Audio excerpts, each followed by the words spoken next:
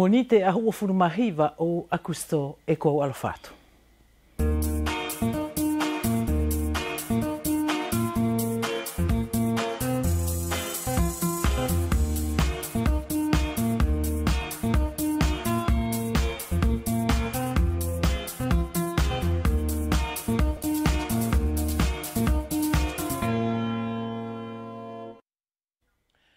Fia tu mo ia de loto ka inga I te fia fuli te aluanga pe mo taku I le pau ai ko tu ka nga mali I te mamata mai ki te taranoa malo ia te kataki pe mo te fia mamata mai fuki.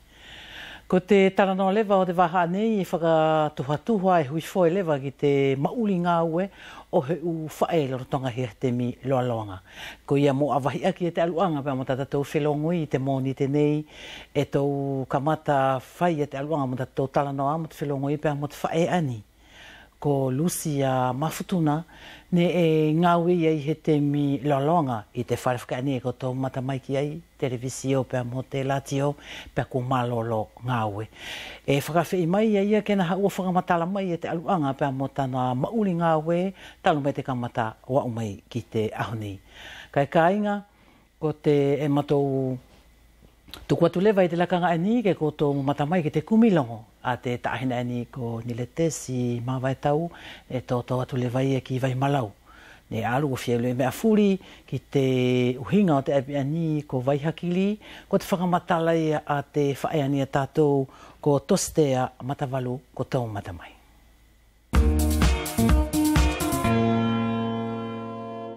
E whakapapatu ka enga malo peta o tō ka taki pe mo te tauhi o tatou temi whelawei. Toko tō whia kua tō I te poto muri te saute o te paloki au mua I vai malau I te api aini ko vai hakiri. Le e kua ulau pe koko e nai toku hoa.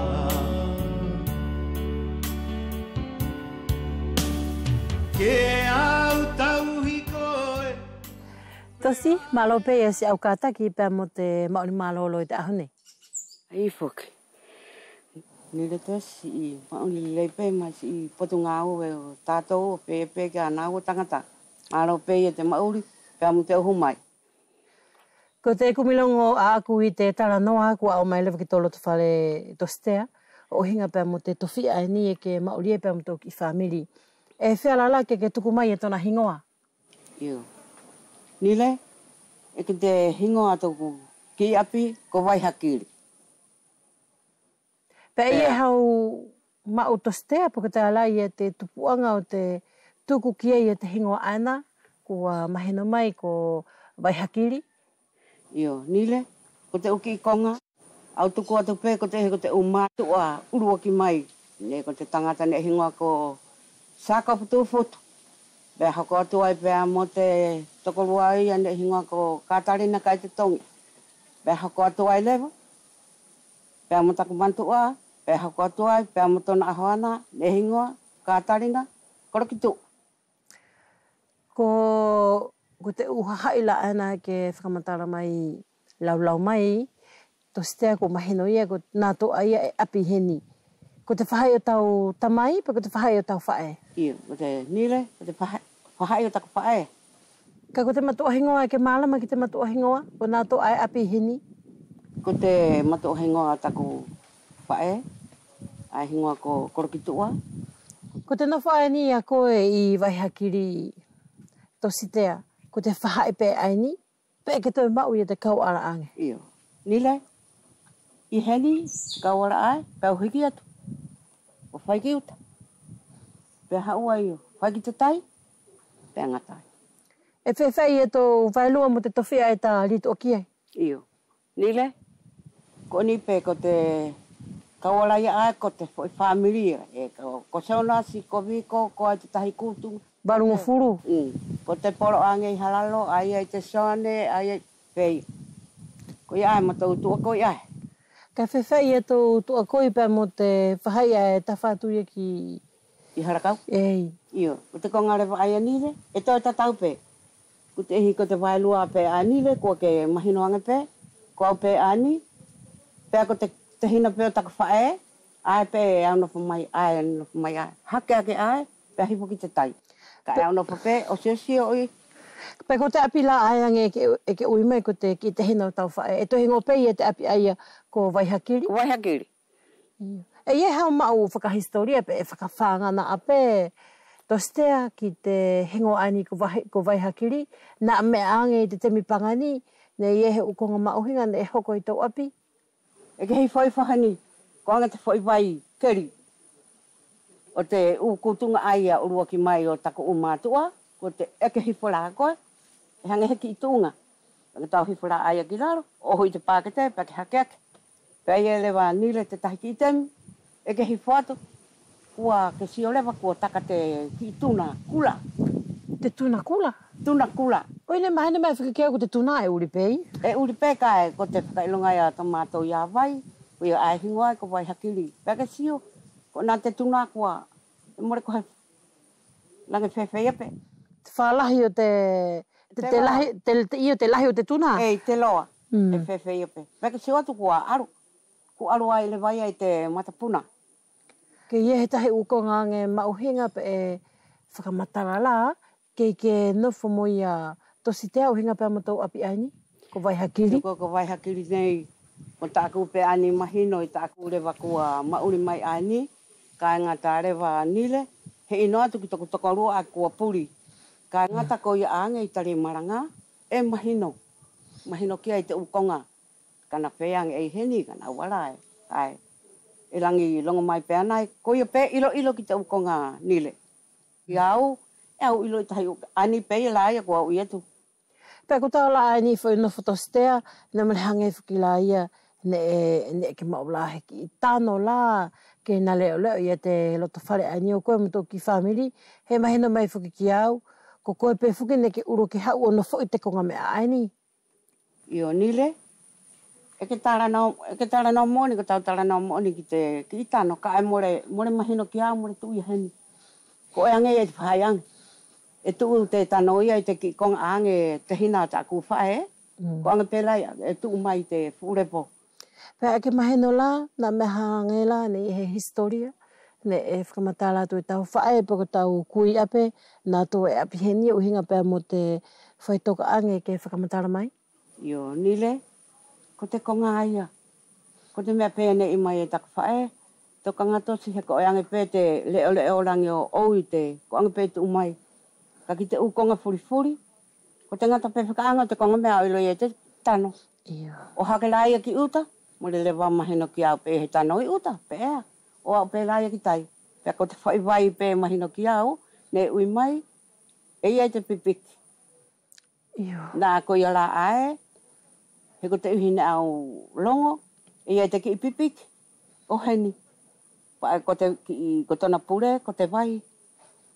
Pea e ke maalama to se te apa kua ia nā tō ane e nā tō whakamaa teu i te ki vai aia. Io, ko te konga nile, ne ko te umatu ape ia aku. E more au loa atu au ki te urua ki, hene iai pefu ki te matua ai lāne hingoa ko sāko putu.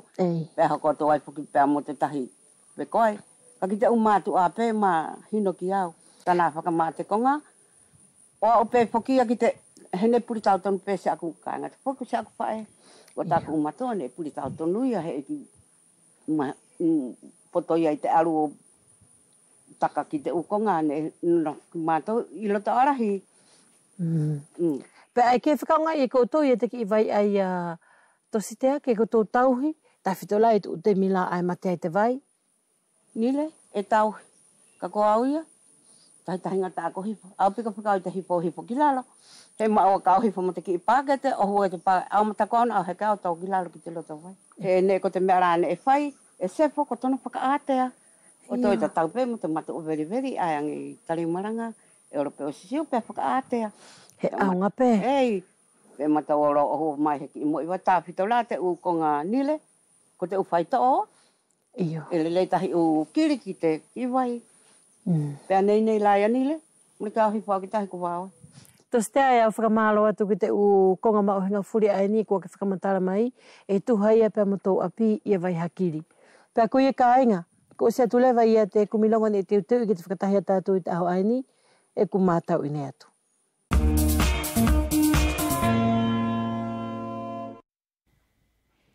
I te kamata o te waha ani whakafulau atu i a te u ofa ki te u tamai pēr mo te u whae e mamata mai te taranoa mai te lopitari pe tāko koto i ona tō loto whare. Lucia mawhutuna e kua whakapapatu i te awhiawhi nei. Malo tau kātaki, pēr malo whuki pēr mo se au hake mai. I whoki, malo o Maria Nive, se au kātaki pēr mo si i kauhaki pēr o te ngā ue o te tāwhito te emisio ani o te talanoa mo te kauhaki pēr te ngā ue o tō tatou ki i whare ngā ue. Whawhaile le pē, Lucia mawhutuna. Whoi tau leka o si Maria Nive. Eo. E au mahalo e ke whia fuaki pē hau ki whakapapa i a moana e tōku atu lewa o te whia le mea furi. Malo Maria Nive, ki te whaahi ani e whai atu pē hako whakaapa ko tāpiki atu pē. I te u whakaapa ne e tō atu i te wharenga ue ani. I te whaahe te latio pēr ma te televisio. Ki te u awhiwhio. A te u ariki hau. O u vea nei pēr whaia ki te poto futuna. O whaia ai pēr. Mo te u poto mamaru. Tā whito o tō tatou u motu u vea mo futuna. Pea whei ai pē mo nā tau, ko mau tu ulanga, mau hinga au pito i tō tatou uki i motu. Ko au whakamalo atu Lucia Mawhutuna, ko ia moa nei kai ngā hako tō matamai ki ha ma whilongui, tuku pē kau whakahaha no watu pē, ia te uhinga ia o Lucia Mawhutuna. Ko Lucia Mawhutuna, ko tana tau ononga furu mālua ani, tau whanga furu mātoru e te aluanga pēr mtana ngāwe i te whare televisio mo lāti o vea nei pēr mwhutuna ne hu tamasi i mai ki te whare ani i tōna tau honga furu māhiwa. Hoki whakakato atu pēr nei Lucia i te katoa i ato nā historia tāwhito i te mauri ngāwe. Ki te kāinga la Lucia e mamata mai ki te taranoa i te awhiawhiani e wherala ke whakahaha mai pene e whewhea i a te kamakamata mai o te ngāwe i te televisio, pēr mo te lātio, i uwene i whuki te whare ani e tāparalawa i te awhiawhi. Malo Maria Nive, te whakamahinohino ato te aruanga whuki o te urungāwe mai ki te whare ngāwe ani, ne whaingataa au pito. Eo. Tāwhito Maria Nive i te utemi ne matou urungāwe mai. Ne ko te utemi aia tāwhito ne whaingata a whoki. Te aruanga te kumi o te uki i ngāwe i tō tatou uki i motu. He Lau pē ki te tau whiala aia Lucia? A whe whitu, a whe hiwange au whitunga furu, mā whitu, mā waru, a o mai ki te whitunga furu mahiwa, whaingata a te kumia ngāwe. E whai e tupe, mao pē toku, toki pepahene e aweau ne mole au kau i te kau bosie. E mahino pē ke a koe Maria Nive, ne ko te temi ae, ne ko te temi whaingata. Hoki whē ilu i aki pē whuki koe pē ko au mātua, mo ni hahai o te pureanga. Pea whēra ke mau whainga maari. Kai ko te aruanga, aki pē te loto mālohi o te aruanga o toku tupuanga, pea mo toku kei whia hoko te ako, a la totongi ai toku taku ngā aru o hoko taku ako e te tupuanga, taku whae. O au aru o whekomi no mea, o lava, ma o toku pepa ne tonu la ka to e hoko atu. Kai aki taku ofa aki te ma uri o taku whae. Ne au mana tu ai ku ma te pepa ku whēra pe kau aru kau whama ma o haku ngāwe ke e hoko aunga. Ki ta whae? Ki taku whae. Ma o te pepa ko te se ape aru atu nivo pe upe. Mole... Mole ko ia ia? Mole ko ia ia ko tu whawhau i au. Taku whia ma o haku ngāwe kau tokoni. Nā ai ai he temi kua puri taku whae he ki ai hoko aunga. Te aluanga toku ki toko roa kei veri veri. Ala o au hau whekumi. Alu atu ki te whaahi o te pureanga. Hange pe ko te konga na au ui atu Maria Nive. Whainga ta te kuminga au ko te temia aia ke i malohi o si te politike ia. Ka sio mai ki ta aru he. Ei, foki. Pe mole whakaonga i ki tai ai. Ala, whai ai aia, whai te whekumi, tōtono mo te hao te whale latio. Whai ai te whekumi, nei te neo te loto vai ai la. He kona tō pe whuke ako o maunga ue, ako poto o mai au kau i te sivi. Whai atu, ma o te manu ia.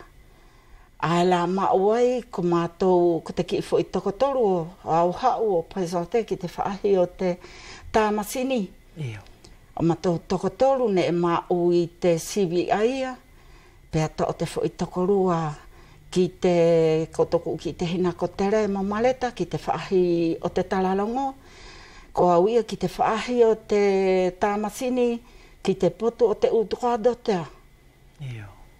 Ala matou whai ai, o matou kua fia pe te loto, ka aki pe taku uru ngāwe ai a Maria Nive, nea whakatotonu ka taku ngāwe ai, o au ki te ngataanga taku ngāwe, aki toku fo i loto ai, i te ukongane e hoko moau i toku mauri, mo taku mana te ipe ai, taku whai. Ka ne ke hu ngāwe mai Luciane kua whenei te whare ani o tātou? Ki te konga ia Maria Nive, matou mai matou ko te kiwi la pe ia, ko te F3 pe ia. Ia. O mai aia kei olo te nātou ki te poto te talalongo, olo ko te ki konga whare veli pe whakilaia. Ko au ia ki te tahia ki i whaahi pe ia, ko te ki konga whare.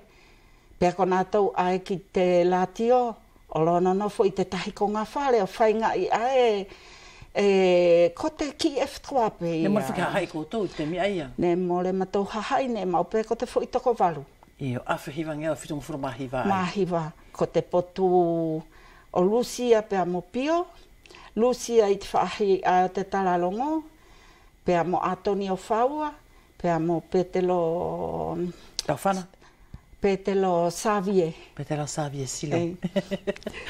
Whegi pepea mo te potu ai o te ngāwe masini ko te potu o Pio.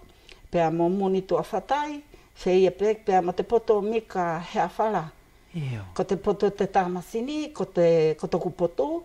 Ko te potu o Tele ani kua whae ai o Halangahu, Teresia Halangahu. Halangahu. Pea whea pepea mo maleta tua whatai. Iyo.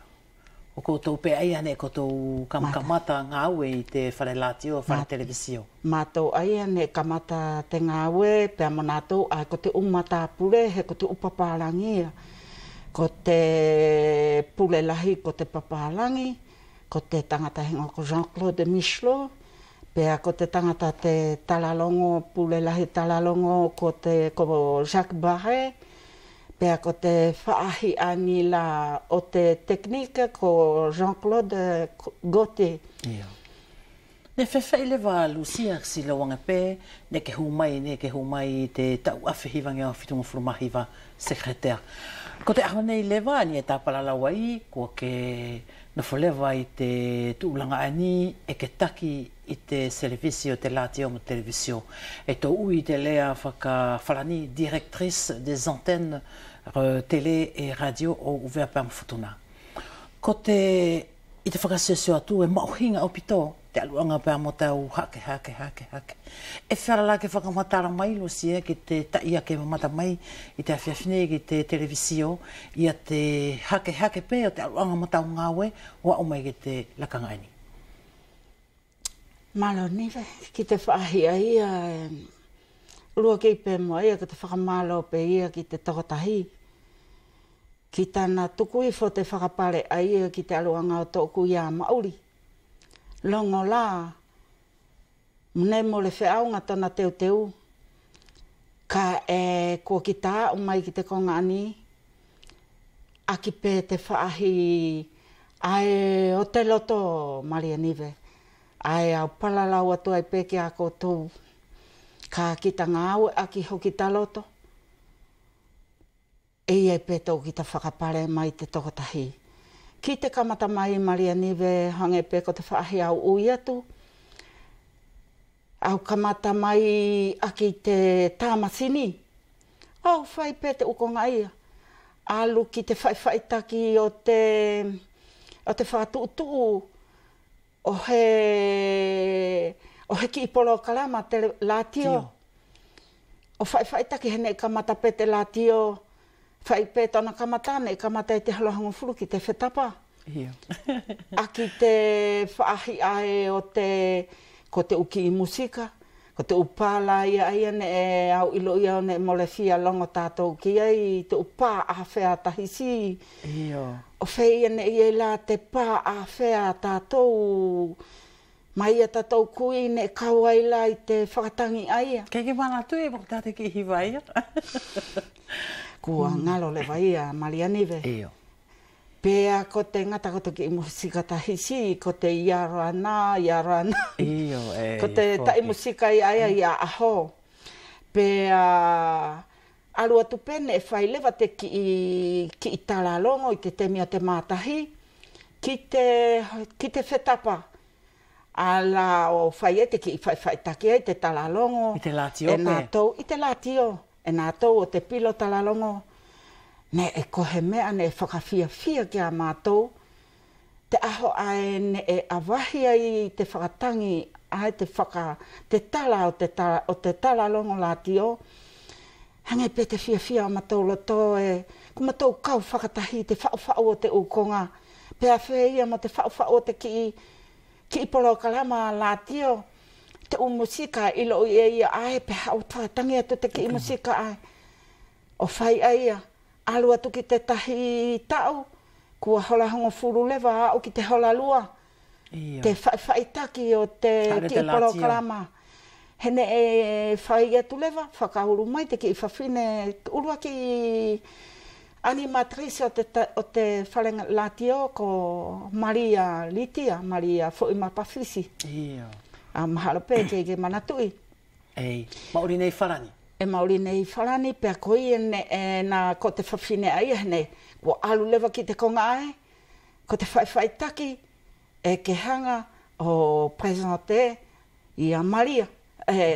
Ko Maria e na presente i a Lucia Kawakawa, e na whaitalalongo. O whaia pe tamatou whaka alu te mauri te kamata tamatou ngāwe, ai te whaahi o te lātio. Ha ua i lewa ki te o si atu aia o tau, ha o te tahi tau nei i te whawhine pea pule o te whale lātio e mākau ngā ngāwe. Pea aru whokia ka e tuku mai he taki whakatemi ki toku potu. Kau tokanga ki te whai o te ki i porokalama aia, pea mo tokanga ki te potu o Maria Foimapawhisi. Ala, aru atu toi a mai tahi ki i tūlanga, ki toku potu, ko te auxiliaire de production. Ala, pea mo te whaahi a ki te tokanga o ki te whale pā, ki te diskotek, a te whale ngā oe. Silo pe, Lucia.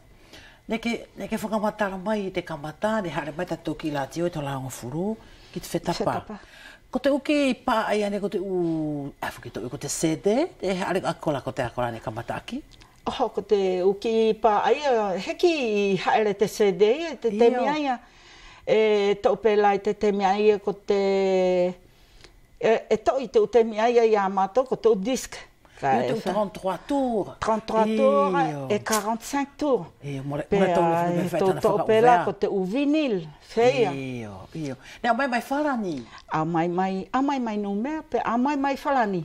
E whai atu lewa kua ki ta whaitaki te komode lewa ki te uwhare pā. Whare ae e whaua i te upa.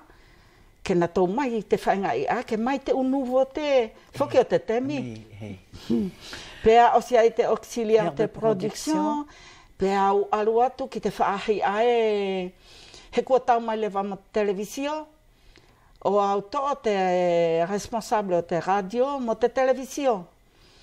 I tau konga ai a Maria Nive au whakahatu pe au ki a koutou ka te ko te u ki konga pea mo teu i o kita, to kita ohinga, ai ngā oe, ka ki tō nā whaka mo oni mai, ne mo he ki tō mai te ukonga ia, ko te pepa pe ia, ka e au whai aki toku fia, mo toku loto ai, mo toku taku loto ai, ke hangei ke lelei, ke whakamahino, mo taku loto ai, ke lelei iange, te latio mo te televisio, o vea nei pea mo futuna, whai taki whoki ki no mea. He ko nātou aia, he au ilo ia ko no mea kua avance nātou. Kai ko tātou, kai whai ngai pe, ke arua tu o ke te tatau pe ma nātou. O a umai lewa nive o ko te temi aia ne e au whakafuafua. Mor ke i au lawa i e tonu hekwa lahi whau te unga aue, ko te diskotek, ko te tokanga ki te kaunga aue ae o te latio, ki te polokalama o te latio, ki te whao o te konga o te televisio, kua whakafuafua mor ke i au lawa i. O au vai ai pia mo tau kuki i te hina ai, te poto maleta tua whatai, o hau ai maleta, pia ko maleta lewa ne na oki pe te whaahi o te latio, mo te poto o te latio, mo te tokanga lewa ki te poto ai, ki te kau animatea. Kai au hoko atua taku ngā aue, i te poto ai, te televisio. Alu atu peo ki ta technicien supérieur i te programmation. Alu atu ki te chargé de programmation. Oni aki te taumai o te pule fo o aini. Hene au nofo ai lewa i te konga ai o te chargé de programmation. Ne au tau hongofuru mā wha, no, hongofuru mā lua. Ko tana ohinga chargé de programmation si lo pe Lucia, ko koe ai ne ke whaka alu, ne ke sioi, ne ke tuku i te whakangafua i te temi furi, ki te uata mo te ukonga furi, i te poto ani o televisio a te aina. I te poto o te televisio. Ko ia ai nofua i au, ki te whao o te ukonga o tatatou u gri, o te polo karama ai tonu ke tuku i te waha katoa ki ana tau e mamata mai ki o tatou uki i motu. Ne ko au ne au whao te konga aia. O hoko mai pia mo te tau mai lewa te pure whao aini. O te poto o Norberta Ofi Whenua. Pia si oifo ki te aruanga o taku konga.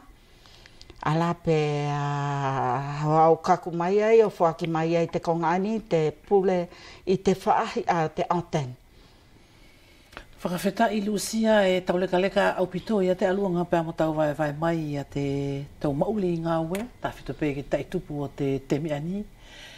Ne iai he u whaingata i alalahi ne e tau pēr mo koe, i te aluanga pēr mo te kauhaki mai o tau ngā ue mai te awhi hivange au whitunga furu mahiwa ki te luawhe ki te tauwhuki ani? Maria niwe ki te whaahi aia, te uwhaingata aia. Ne ki te whataula ki pē kita mo ia i te ahofuri Maria niwe. Tā whita o te kamata mai o te whare ngā ue.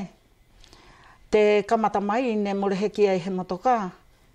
Ne whiolo aki lalo pe, ne tahitahinga te mau motoka i te temi aia. Ki te konga, ki te turi mai whuki a te ngā ue, tonu ke hola whitu vai lua, kua ki tai heni, pea ki ta osi te mātahi vai lua, pea toi turi mai te hola lua, pea osi te hola nima. Maria niwe ki te konga ia e hola ono, kua ki ta hau ki ta i te ala. Kua ki ta hau i te ala, ko ta ki ta alu ae, ko ta ki ta iloia ki ta hau i te hau lalo. Pea ko taku hau aia, Maria niwe i te temi aia, ne more tōhara te hora whitu vai lua. O a o mai pēla ia ki te temi o te lua whē, tau lua whē, ne kei tau tonu osi pē te turi hora mai ia. Ai ki te ngā ue, pēr mo te osi ngā ue. Ko tana whaingata amo ka ua Maria niwe. Ai ko te uki i souvenir ia more ngalo i he temi. ko te ala aia ko ni te tupuanga ko ala ke kita ko fufao ki te ki pepa plastike he umutu I mea foki ke kita whetongke mo on te wheta kita hau I te whakamaru ka tau mai kita ki heni ko kita palapala kita pe tahi e kita hau mo o whakanono he au na foki utufua e au rumai pe te alavao pe ako te hau ai te alavao ko palapala o si kita hau pe kita ki heni hoki matu uai pea osi ai te osi ngawe kei ua. Pea kita alu whapalapala I lewa kita ke kita o ki whare. Ko te mea kita whai ne I pea mo te taokete ne ngawe ko ia ne ngawe menasi heni e mākau ngā hifo. Ko te mea mā whai ko te heke atu pe whai whaka heke atu pe te ala he ko te kere o maunga nei. Mole e pela fokia ka heke ia. E taula ki toku loto whare, kua whonu pela osi, Maria Nive. Pea osi aia ka ua laia e au tuania osi si aku hau, ko taku iloi ko te hau whakapalapala. Hoko pea mo te kamata te ngawe, Maria Nive te kamata mai o tamatou uki I ngawa aia, ko te ki ifo I ua furuma hiva afe, e mao. Tamatou ki I totongi aia te kamata aia. Kai, ne tu hape mo wheaunga mo te temi aia Maria Nive. He ne morehe ki wā whewhe I te mauri a te utemi aia. Ka ne au hingoa I pe au ko te lele I pe ia. Kai ki te aruanga, ko te whetū ku lalo aki, ko te uwhaingata a aia. Whetū ku lalo aki o te aruanga o te o mai o turinga we mai. Ai te uhu I te hirihoata. Ko ia ai ko tō whaingata a ia ne e mato tau moia. Pea whai pe, whoki mato whaingata a ai. E whai taki ta whai te ngāwe, te tuunga ngāwe, he nea whai te tuadotea, o ki pe te diskotek, tō toka ngang ki te whai o te porokalama o te latio. Pea ko ia taki whoki te satika. Ki te whahilewa ai a te satika, ko nā kua ke palalama I ki ai niwe, a umai ki te hiva ki te hivango furu mālua, pea ki ta to'o ai te poto o te sadika.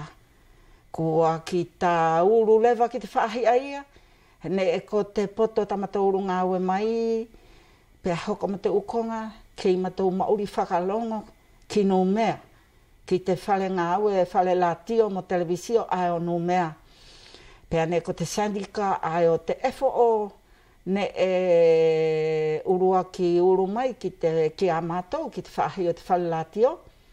Pea mātou ngāwe whatahi ma te sandika aia. O a uru ai pe, ne e au sekretea, I te sandika aia, I te mātou ki whare ngāwe. Osi, aru atu pea mo te konga ae, o mātou sandika ala whai o mātou pipiki lewa mo numea, kua haua te ki sandika o te CFDT. O taki e toku tauke te ia Lucia Kawakawa. O si Lucia Kawakawa ne ko eleki went. Pea o si lewa ia, pea o to'o atu ai lewa te taki o te sandika aia. O a umai pe lewa ki te luafe hongo furu mālua. He puatono pe lewa. He ne au tau pelewa ma tahi ukonga whaingata a ia. Tawhito pei te poto ani o te ngāwe. Tawhito pei te whaahi ani o te ngāwe. He ne tawhito te muri, tawhito te poto televisio. Ne ko te temi ae, hange ko te whaahi te televisio. I te urua ki tau mai o te televisio. Ko te u ata, ko te tuku o te u ata tono mua ke sioi. Te u ata ai hene ko te temi aia I te kamata awahi o te televisio. Ko ata tau ata ne e mai no mea. Mai no mea o tau mai ki heni pe au whakatutu o te polo kalama ai o te waha katoa. Pe ko te waha ai hoa mai o te televisio. Pe ko te whakatutu ai o te polo kalama ia e tonu kau hanga o sio I whakatomua te u ata. He ke ilo I pe te aluanga o te mauri whakawhenua o tātou. he kei mālohi te Māori whakawhenua tātou. E tono kausio i mua te atoata, he ko te uwhahila aia ne morke au lava ia i, he ne ko taupe, matahi uwhainga tā ia. I te ukonga kua o aru ki sa ata soane. Hei fuki, o hinga pepe o hinga pepe ama te whaahi ai o te uata. He iai te uata mo le tuha mo whiaunga. Mo te mauri. Ae pea mo te mauri whaka whenua ai o tātou. He ne kei mamafa. Te mauri whaka whenua tātou isi u tau ai. Ko ni fukia kua tau mai te kānau. Kua awa mai le vaia te potofuape ki te whaahi. Ko ia au mana tuange. Te u temi, te u tau ne e whiala kau tau ni ma te visione o te atu ata ane e mai no mea o whakatutu e ne kua alula ki te ukonga ne mo le tonu kau whai i te alua pe whoki ai. O te hau whaki, ko te u ata maari. Hei whoki. Ka ne kua alu ki te ukonga ne e mo le tonu kau whai. Ko tauku ofape ai ki te aruanga te whenua, kai ko taku loto ai ke whakahahe ko te ata maari. Pea koi ai Maria Nive, o mai lewa ki te temi ani. Ko tole silo pelusia i te temi ani te tatu whakasiusio atu, ko te toe laka ia ki mua, te aruanga pea mo te ngāwe, mai te potu ai o te masini, o whea iai pē ki te kia nātu whakani ko te kau ngāwe o te wharelatio pea mo te televisio. Ki te whaahi ai aniwe, ko te toe laka mamao o sia. Toe laka mamao kua mai la tau whang furumatoru ani o te whare ngāwe. Mai te umasini, ki te whaahi o te kaunga ngāwe, kua kaunga mālie, kane e ko mātou ki te ki ifo i toko waru, kane e whai ngā ipe te uko ngā te whetokoni aki, i te whaahi o te teknik, te whaahi o te tararongo, ki te whaahi a te latio, porokarama latio, o aru pe tō lelei, temi ani, ko te toe laka ki mo a Maria Nive, pe ai au fia Maria Nive, hene e ko te konga ne e matou kauhaki te konga aia, e au ilo i ne iei tau konga whakau i ki te kaunga au e te temi ani, ko te uki konga whakila ani, ko takitaki ai, he ko te uki konga ke monte mai, pe mea mai mixe mai. E mo ni whaki e te whanau ai ngā aue i ai, ko au ngā aue te whaahi ai, mo leo ngā aue te whaahi ai. Ko te ukonga ai au tuki whatawhatai whapeki au, he ne au kau i te konga ai. I te whao o te tohi ngā aue, ke tahi nofo ki tana ngā aue. He ne ko te temi o mātou, ne mātou whai ai au i tū, mātou whai ngā aue toru whā. Luku te tūnga ngā aue te metai. Luku te tūnga ngā aue, ngore au ui lau ke tuku ki a mea ke na whai pia ka au sio tuku oku ki i te hina ai. E lahi ni pepa e tono ke tā, pia i tu mai he tahi u pepa ka au tā. Ia mātou te whetokoni aki. O whea ia pē i te, kai ko te temi ani, toi laka ki moa pe au fia. Au fia au pito. He kua lava. Kua lava te api ane e matou whainga i tona whau. Hene uru mai i te tau whape, tā piki ni matahi mai pē te whia ngā ue. Silo uange pē. Kai kua lava, kua tū te api, kua tū tona ukaupa, kua ato, kua whakamatapa. E au mahalo, ko te uki i mea lau noa ani kei toe, ka ko te uwhanau. Ne kua to'o furi pē ko taku uwhanau. Te uwhanau ani e ngā ue, i te whare ngā ue ani, kua arolo atu o kuia tau ke te mo o ku tuanga ane ngā ue. Kai ko au toko tahi ani, e au whakaosi. te fo i peau ne e hau ki te poto whenua ani. Pea ko ia ae e au alo kua lawai te teke o te pea au aia, ko te uwhanau kua wheurufi ki tona tō loto whare. Kua fia, kua mawhana, ana tō le vaia, he e kua tuha mo te temi, te o pepa ma o hinga, kua na tō uru mai moia, hange mo te temi ne ma tō uru mai moia, ne ma tō uru ngatora mai pe te fia tau whai, te fia mauri. Ko whakamalo atu Lucia Maftuna, ko te temi ani e tā palalawai, kua ke malolo ngāue, kua ke lete. E whewhe ele wato mauri fo mo tāpunu ia ki e te aluanga mo te tāwhelongoi. Maria Nive, te ahalai ana whi, maa ia lai, mai te moe aki ki te ahatapu, a mai ki te ahana whi. Ko te tahia mauri kua ki ta arukitaki ai, kua ki ta urukitaki ai. Te toka noa o te whakakaukau, toka lelei o te whakakaukau, ka e iai te ki i konga ke i ma he mope toku loto. More kotou ngalo, more ngalo ia kotou ko te uwhanau ngā ue. Mo oni kua au alu, e au mawai ia kotou, kai ko toku loto ma toku mafu, e toku ia kotou ai ko taku uwhanau. More matou ngalo pea, more ke toi ngalo fuki a matou Lucia. Ke manu ia au pito ia te aluanga pea matau malolo ngawe, malo tofa. Malo Maria Nive. Ki te hoko atu lewa o te aluanga pea matatu whelawe i talanoa i te whiasini kāinga, ko te ume e toko tahi pea ai hoko atu ai, ko te me toko tahi ani ka kotou amanaki ma matamai ki ai, ko te taulua whima ono, ne ko te tama ani ko ofa salusa, ne na whakafofonga i te koro ani ko whalaleu i te vainga i te malaelahi, ko tongu matamai.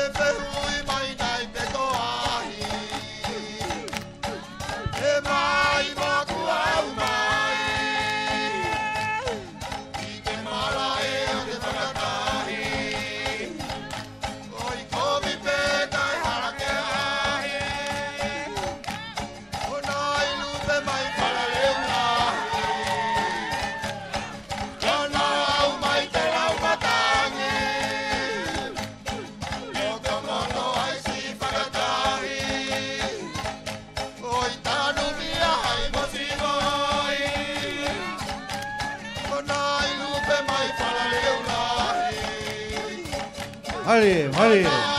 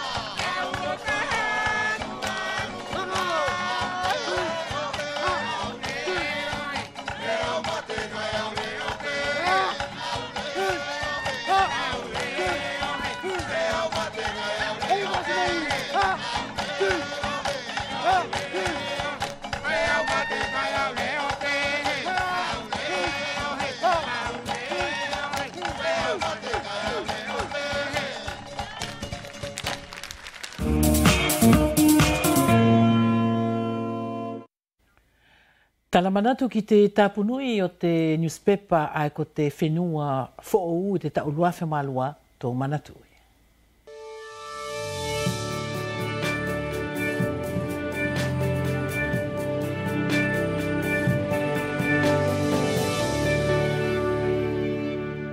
C'est dommage. Donc beaucoup de gens pendant cette campagne-là, on prenait la réforme de ces statuts. Donc ça c'est peut-être un exemple hein, de réformer ce fameux statut qui, aujourd'hui, on ne sait plus qui est qui fait quoi. Donc là, moi je ne connais pas les raisons exactes de cette fermeture.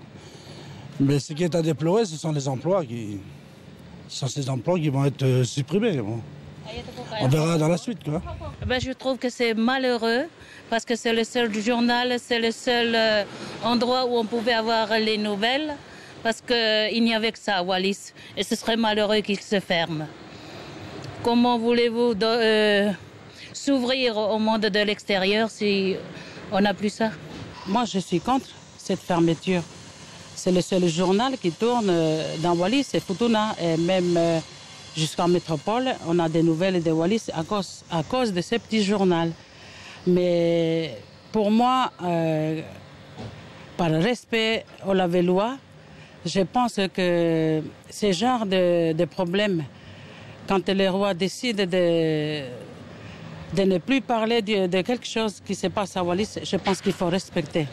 C'est le premier respect envers le roi. Il faut respecter sa volonté. Et le droit de la presse alors?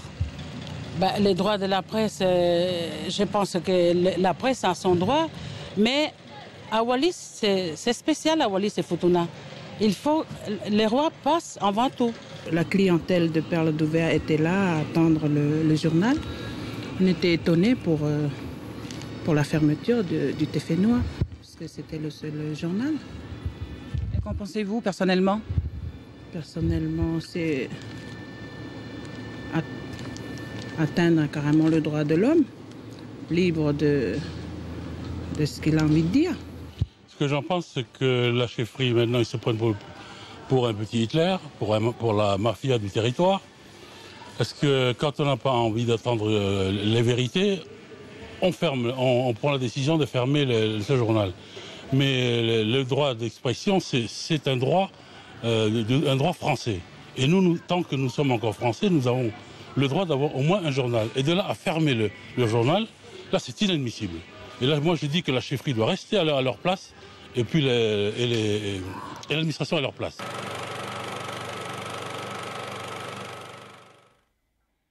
E au tala atu au, ko te hingoa ia kai ngoti ki hiwa ni ka kotou amana ki mamata pe am whangauna mai ki ai e te hua ki atu ia te lipanoa ai fuki e pulea ia Sane Maria Telepeni mo Custino Seuvera.